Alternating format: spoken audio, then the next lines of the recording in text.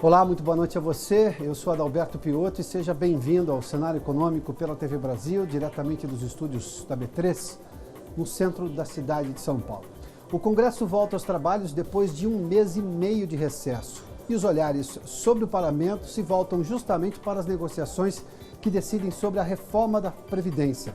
Nas perspectivas econômicas divulgadas hoje pelo Boletim Focus, 2 altas chamam a atenção: a previsão de crescimento maior da economia e da produção industrial. O cartão é a modalidade de crédito mais usada pelo consumidor brasileiro.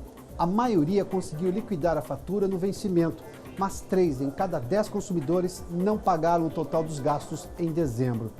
Os juros anuais, para quem fica inadimplente, superam os 300% no cartão de crédito. E no programa de hoje, uma entrevista para falar do mais discutido ativo do mundo, a água. E vamos conversar sobre os aquíferos que o Brasil tem e de sua importância estratégica. O cenário econômico está no ar. Senadores e deputados retomaram hoje as atividades depois de 45 dias de recesso parlamentar. Pela frente, desafios que devem movimentar a pauta do Congresso. Entre eles, a votação da reforma da Previdência, que estava marcada lá para o final de dezembro, depois foi postergada justamente para fevereiro, nessa retomada dos trabalhos parlamentares. E também a proposta de desoneração da folha de pagamento, com o objetivo de tentar reduzir o déficit das contas públicas, ou seja, aumentar o faturamento do governo, aumentar o tamanho da arrecadação. Mas aí encontra uma série de resistências dos setores que são beneficiados hoje e que justificam porque estão gerando mais emprego, consequentemente mais renda também, mais arrecadação para o governo, mas por um outro ponto de vista. Quem tem os detalhes deste primeiro dia de trabalho de 2018 dos parlamentares é a Catiúcia Neri, que conversa conosco lá em Brasília. Catiúcia, bem-vinda, boa noite. Tem que baixar da mídia. Obrigada, Piotto. Boa noite. Olha, oficialmente, trabalho mesmo, só começa amanhã. Hoje acontece uma sessão de abertura do ano legislativo, como se diz aqui em Brasília. Inclusive, nesse momento, quem fala é o presidente do Senado, o senador Eunício de Oliveira. A sessão começou um pouquinho atrasada e ela ainda está em andamento. Então, se você tiver imagens aí para mostrar para a gente, o senador falando. Mas mais cedo, antes do senador, falou aí o deputado que veio representando uma mensagem do presidente Michel Temer, né? Então, vou retomar aqui, além de deputados e senadores, participam da solenidade a presidente do Supremo Tribunal Federal, a ministra Carmen Lúcia, o ministro da Casa Civil, Eliseu Padilha, que representou, como eu disse, o presidente Michel Temer, e a mensagem de Temer ao Congresso foi lida pelo secretário da mesa, o secretário deputado Jacobo. O presidente Michel Temer falou na mensagem sobre a economia do país. Citou a queda da inflação, da taxa básica de juros, o crescimento da produção industrial, da agricultura, do comércio exterior. Lembrou que a taxa de desemprego está em queda, falou em reforma tributária e levantou mais uma vez a bandeira da reforma da Previdência. Diz que o sistema atual é deficitário, socialmente injusto e financeiramente insustentável. Temer deixou um recado aos parlamentares. Ele disse que chegou a hora de tomar a decisão e citou isso, lembrando que fez algumas concessões para a votação dessa reforma. O discurso do presidente da Câmara dos Deputados, que veio logo em seguida, Rodrigo Maia, também foi enfático a favor da reforma da Previdência. Maia falou que essa reforma é o único caminho para garantir ao brasileiro mais simples as mesmas condições e disse que é preciso fazer um discurso verdadeiro, mostrando a realidade. Enfatizou que ninguém vai governar se as reformas nas despesas do país não forem feitas e disse que é preciso reorganizar todas as despesas públicas. Vamos ver como é que vai seguir esse discurso e como é que vai ficar na prática a pauta, né? Porque isso é um discurso de abertura, depois a gente vai ver o que de fato eles vão colocar para votar, que discussões vão acontecer lá no Congresso nesse ano legislativo que promete, além de muita política, ano eleitoral, muita discussão na área econômica, muito assunto para você, Piotto.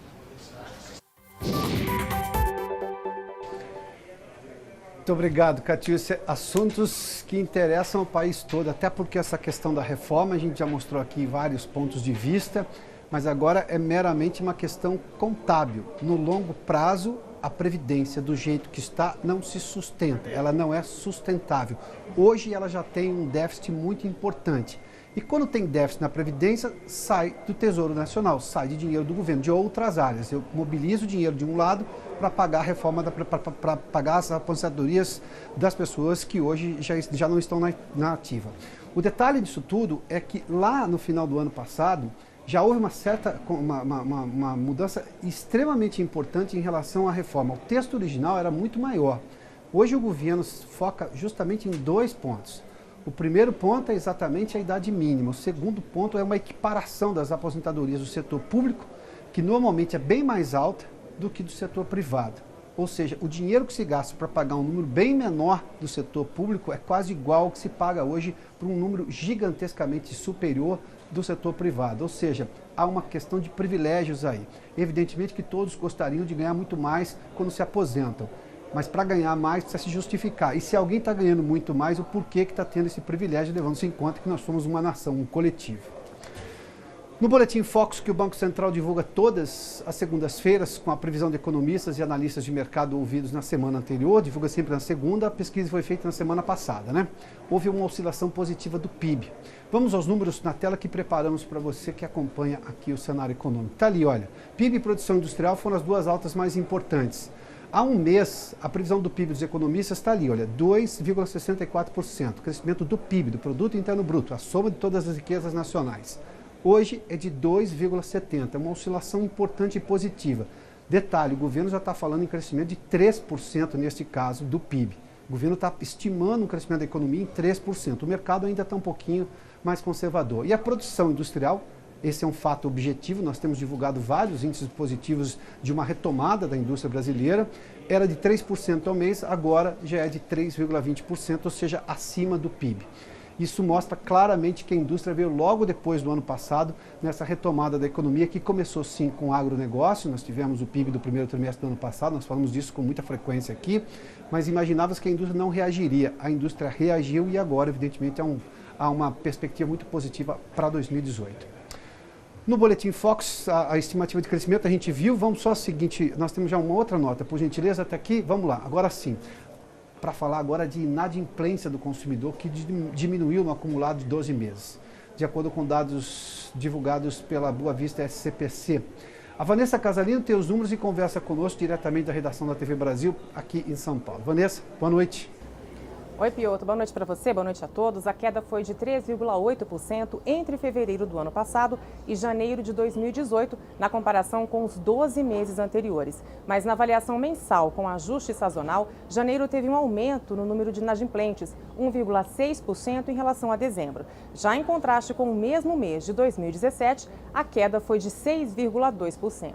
Na avaliação da Boa Vista SCPC, os 2 últimos anos tiveram crise, o que levou as famílias a serem cautelosas e inibiu o consumo e também a inadimplência. Agora, com a perspectiva de crescimento da economia, a expectativa é de uma retomada sustentável da demanda por crédito, o que expande também a renda disponível das famílias. Assim, a tendência é de manutenção de um ritmo estável da inadimplência agora em 2018, segundo a instituição Piotr.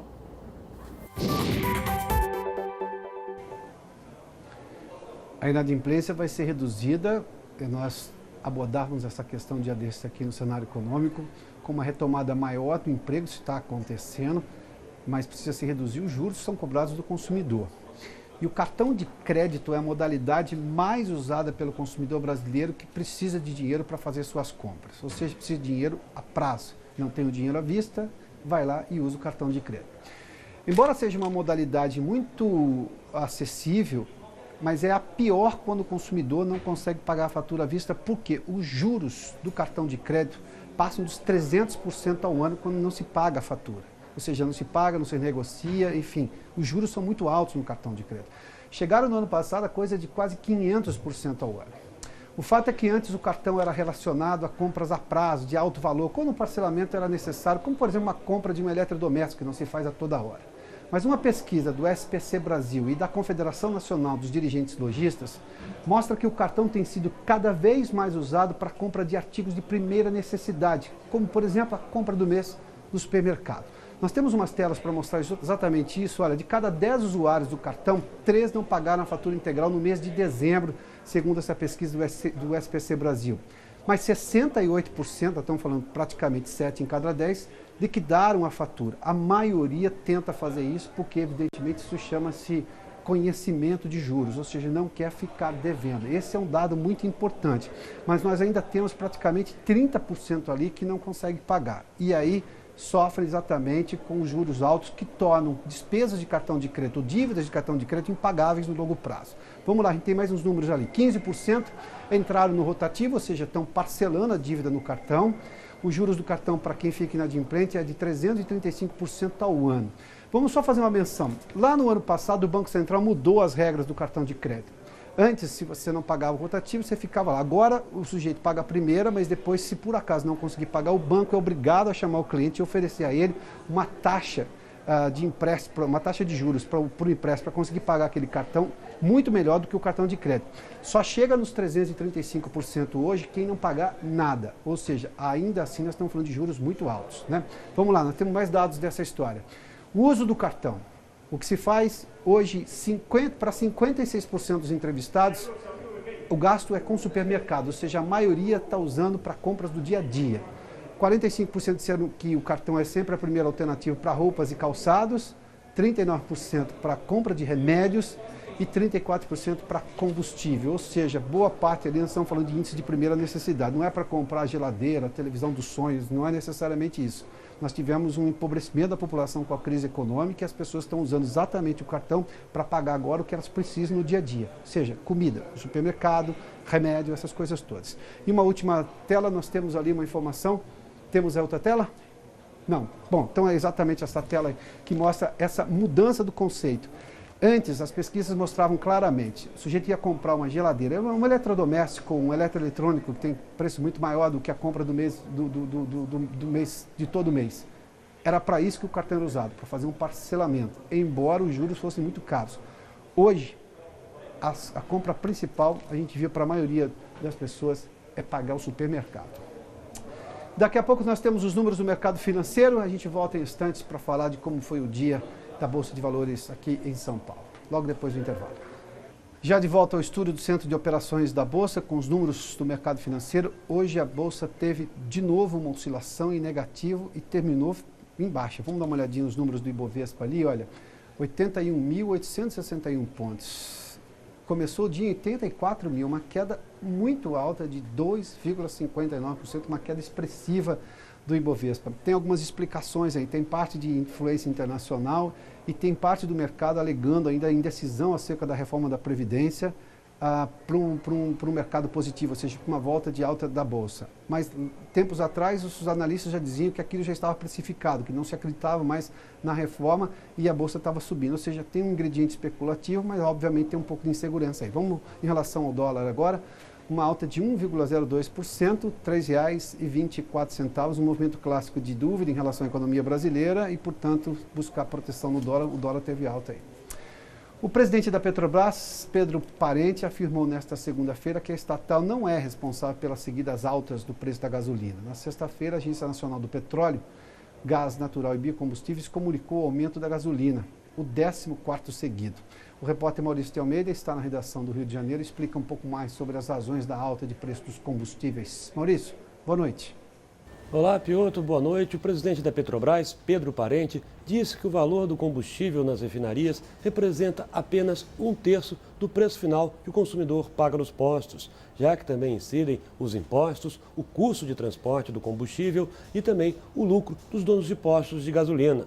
Pedro Parente falou também que a nova política da Petrobras serve para evitar prejuízos para a empresa. Agora, a Petrobras acompanha o preço do petróleo no mercado internacional e a variação da cotação do dólar. No passado, a gasolina chegou a ser subsidiada e, com isso, a Petrobras teve bastante prejuízo. Há 14 semanas, o preço da gasolina está aumentando no Brasil. Desde o início da nova política de preços da Petrobras, que foi adotada em julho do ano passado, a gasolina subiu 20,2% e o diesel também aumentou 14,7%.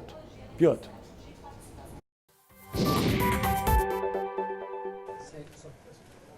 Muito obrigado, Maurício. No dia 18 de março, o Brasil vai sediar o 8º Fórum Mundial da Água, o maior evento relacionado ao recurso natural no mundo. Criado em 1996 pelo Conselho Mundial da Água, o fórum foi idealizado para estabelecer compromissos políticos acerca dos recursos hídricos. E a TV Brasil terá uma cobertura especial do evento e nós, aqui do Cenário Econômico, já estamos tratando desse tema. Hoje, para falar sobre os principais desafios em relação às águas subterrâneas do Brasil e sobre sua utilização, eu recebo o José Paulo Neto, que preside a Associação Brasileira de Águas Subterrâneas. José Paulo, bem-vindo aqui ao Cenário Econômico. Obrigado, Alberto. O Brasil conheceu, alguns anos atrás, o aquífero Guarani. Obviamente que os geólogos sabiam disso, os especialistas na área conheciam essa história, mas todo mundo ficou extremamente interessado porque se trata de uma reserva de água poderosa, estratégica, importante. A água vai ser o ativo econômico provavelmente mais importante daqui a algumas décadas. Qual é exatamente a relação que nós temos e o que é fato e o que não é fato diante de tudo que se divulgou acerca do aquífero? Bom, sobretudo o Guarani, que é o mais importante deles. Bom, o aquífero Guarani tem uma importância estratégica. No mundo, a Unesco determinou como 596 aquíferos transfronteiriços, que passam em mais de um país. E desses 596 aquíferos transfronteiriços, somente 6 deles têm acordos de cooperação entre países. Então, o Brasil aprovou em 2010, em San Juan, na Argentina, o projeto Sistema do Aquífero Guarani. Argentina, Uruguai, Brasil e Paraguai, os 4 países onde o aquífero está localizado. Isso foi aprovado em 2010, ratificado na Argentina, ratificado no Chile. Em 2017, o Congresso Brasileiro aprovou que isso seguisse e o Paraguai está em estudo. O que vai acontecer com isso? Vai ter uma troca de informações muito grandes, visando preservação, utilização racional do aquífero. Para a gente ter ideia da importância disso. Dos municípios do estado de São Paulo, que são atendidos pela Sabesp, 70% deles usam água do aquífero Guarani. A água subterrânea no Brasil, ela representa 49% de todos os usuários do Brasil utilizam água subterrânea ou uma mistura delas. 53% dos municípios. Mas qual a importância do aquífero quando a gente tem uma represa? Essa represa, de alguma maneira, pode estar geologicamente sendo alimentada pelo aquífero ou não? Pode. Tem um caso em São José do Rio Preto que a represa tinha uma ligação com o aquífero, ela foi desabastecida, está seca. Mas você pode ter condições geológicas, o aquífero o Guarani está desde aflorante, ou seja, eu estou pisando nele, até profundidades muito grandes do estado de São Paulo, 1.400 metros, 1.500 metros. Então ele faz uma curva em forma de bacia. Então eu posso ter regiões que a gente chama de regiões de recarga, onde está aflorando, eu estou pisando nele, até profundidades muito grandes. E isso pode ter uma relação ou não com a água superficial. E o uso está sendo controlado hoje, ou seja, olhando para o longo prazo, porque qualquer bem natural, quando demasiadamente explorado, gera um problema no futuro e esse problema normalmente é insolúvel. Qual é a relação que nós temos hoje do ponto de vista legal? A gente está usando, tem fiscalização para quem, por exemplo, está fazendo perfuração e não poderia? A perfuração e a legalização no Brasil tem um problema grande. Hoje a gente fala em 1 milhão de poços no Brasil. Se fala hoje em 1 milhão de poços no Brasil. Se falava em 100 mil, 200 mil, estou falando 1 milhão de poços artesianos. De poços artesianos. Se fala ou seja, quando a gente fala de poço artesiano, é poço perfurado. Alguém está pegando água no subterrâneo. Água subterrânea. Tá ótimo. Os poços considerados poços Cassim, você tem um sítio, tem um pocinho de 10, 15 metros, o efeito disso sobre os aquíferos, sobre a captação, ela é insignificante. Tanto que existe um sistema de cadastramento simplificado para isso. O usuário rural tem o direito a usar água subterrânea pela legislação. A água subterrânea faz parte do domínio dos estados, aí começa o primeiro problema. Porque se ela é domínio dos estados, cada estado tem sua própria legislação. Eu não tenho uma legislação única no Brasil de licenciamento desses poços, de permissão para perfuração e outorga de uso, que o estado dá o direito do usuário utilizar essa água subterrânea. Então essa dificuldade com todas as legislações já é o primeiro problema. A ilegalidade... Sério, por sinal? Sério. E se passar isso para o domínio da União, também não é o correto, porque a União gerir isso, um número imenso de poços no Brasil inteiro, a gente teria um problema multiplicado algumas vezes. Então, a gente acredita que está correta a gestão sobre os estados? Sim, a água, pela Constituição de 88, é domínio do Estado. Então, o Estado tem que gerir isso. O aquífero Guarani, a exploração e invasões grandes, municipais, ou pela própria companhia de saneamento nossa, que é a Sabesp, ela está outorgada perante o Estado de São Paulo, ela é controlada. Existe uma ilegalidade nessa exploração? Sim. Isso afeta o aquífero? É muito difícil quantificar isso, porque eu vou até parodiar o superintendente da AE, Ricardo, diz o seguinte: como é que eu posso gerir o que eu não conheço? Então, cidade de São Paulo, a gente tem em torno de 2.700 poços regulares.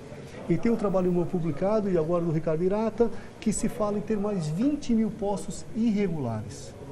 20 mil? 20 mil. Não estamos falando de cacimba, como não, você não fez estamos falando menção. de poços, os de chamados 10, 15 poços metros. artesianos, são poços tubulares profundos, são poços de 100, 150, 200, 300 metros. Então, isso viria de quem? Da indústria, de exploração ilegal por parte do produtor rural, que também tem necessidade de água por questão de irrigação? De onde vem isso aí? O produtor rural, ele tem, vamos dizer, em relação à cidade de São Paulo, tem uma vantagem. Ele tem uma área de influência muito pequena. Ele está numa fazenda, uma pequena propriedade, o poço pode estar a 1 quilômetro de distância, pode estar a 5 ou 10. Perfeito. Na cidade de São Paulo, no mesmo quarteirão, eu posso ter 10 ou 20 poços irregulares. E os aquíferos dependem do quê? É o caso do Guarani. Eu dependo de uma quantidade de água que entra no aquífero. O aquífero é vivo, ele entra água, então ele tem zonas de recarga, ele tem uma zona de armazenamento e eu capto em determinado ponto. Se eu tiro mais água do que está entrando, vamos simplificar, eu posso ter um rebaixamento desses níveis no aquífero. E isso sim é um prejuízo.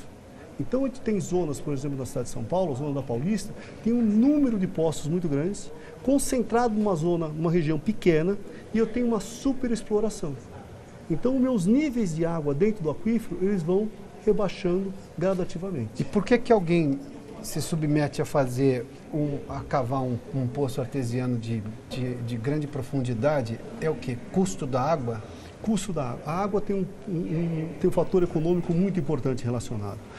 O metro cúbico de água hoje para a indústria comercial custa em São Paulo em torno de R$18 por metro cúbico. É um número importante.